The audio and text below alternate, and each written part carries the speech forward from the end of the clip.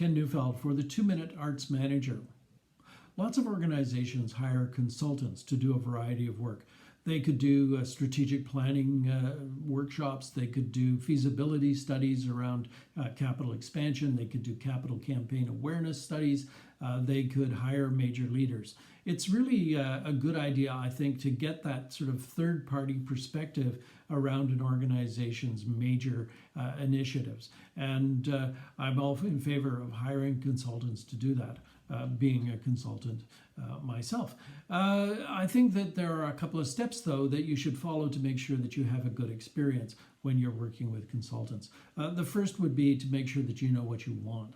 What are the outcomes that your organization wants from this consulting experience?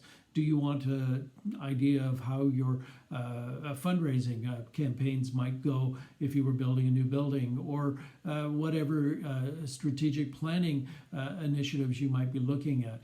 I think that you need to have something in writing to make sure you circulate when you're looking for a request for proposal from consultants. So put that document together. When you get some responses back, you can vet the responses and get a list of 3 or 4 people or consulting organizations that you want to talk to and interview them and talk about similar assignments that they may have undertaken and how they would approach your specific problem. You don't want someone who's going to have a turnkey kind of solution.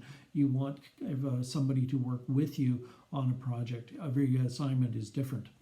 I would look for references and talk to people explicitly about what the relationship was like with the consultants, how the workflow went, did they meet their deadlines, was the fee as stated initially in the contract, etc. Make sure you feel good about that. And I would try and have a conversation with the people who are actually going to do the work as opposed to someone who maybe is just pitching the work. Makes a big difference because you're going to spend a lot of time with these folks.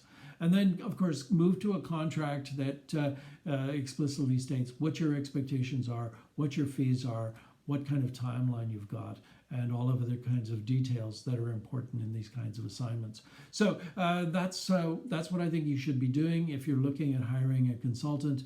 And good luck. And that's it for this week. Ken Neufeld 310 @gmail.com. See you next week. Bye-bye.